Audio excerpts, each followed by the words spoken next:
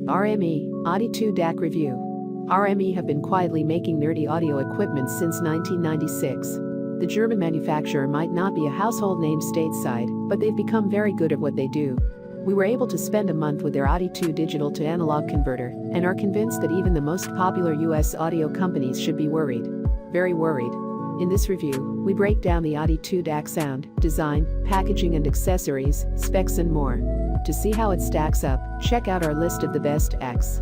The RME ADI-2 DAC isn't just a DAC. It's also a headphone amplifier, and has a couple of additional elements worth examining. The first is that it claims it can drive any headphone or in-ear monitor, no matter how large the impedance. That's quite a claim, but fortunately for RME, the ADI-2 DAC is more than capable of putting its money where its mouth is. Not only does it offer separate outputs for both in-ear and full-size headphones, but incorporates a setting known as extreme power. And when a European company starts using adjectives like extreme, you know you're onto something interesting. What we really wanted to do was track down a pair of Hifyman He6 headphones for testing. We seem to remember them coming with instructions for building a dedicated power plant in your backyard. Try as we might, a pair eluded us. Fortunately, we had plenty of highly demanding headphones available, including the more common Beyerdynamic DT880s, which have an eyebrow-raising impedance of 600 ohms. Regardless of which headphones we used or how demanding they were, the ADI-2 DAC handled them with ease. Whether on extreme power or regular everyday power, we never had any issue getting a decent level of volume. Enough about the sound. If we keep talking about it, we'll be here all day. Instead, let's zoom out a little and take a look at the ADI-2 DAC's form factor. From a distance, it doesn't look like much. Another entry in the endless parade of black boxes that characterize most hi-fi equipment. But step a little closer, and you'll see some rather interesting touches. While the casing may be a black box, it's a robust black box made of cold, reassuring metal. The power indicator is either red, on, or white, off, and the light is always on if we're being honest. It's actually a bit bright, meaning you don't want to have this in your bedroom. There's a ring around the volume knob that lights up, too. It's certainly more restrained than the Technicolor wonderland of the Chord Electronics Hugo 2, but at least it has some significant personality. We also love the metal feet, which do their job while subtly adding some silver highlights into the mix.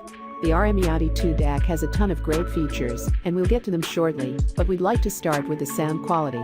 We'll put this as simply as we can. The ADI-2 DAC is one of the best sounding pieces of audio equipment we've ever heard. Not just one of the best DACs, one of the best anything, period. One of the first comparisons that sprang to mind while using the RME ADI-2 DAC was the benchmark DAC3HGC. This $2,195 DAC is a bit old now, but has a similar sound profile to the ADI-2 DAC.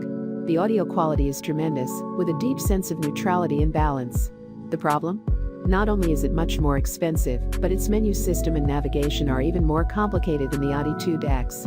There's no screen, just a series of lights that you have to interpret, making the change of settings an exercise in frustration. We loved our time with this DAC, and we still think it's a phenomenal option, but in a straight head-to-head battle, the cheaper ADI-2 DAC wins easily. It offers slightly better sound, and a much better overall experience. Another competitor is the Chord Electronics Hugo 2. This is our everyday go-to DAC, and with good reason. It has one of the funkiest, most enjoyable interfaces we've ever come across. Like the benchmark DAC, it communicates with a series of colored lights, but these are much easier to interpret, and it makes for a DAC that's as easy on the eyes as it is on the ears.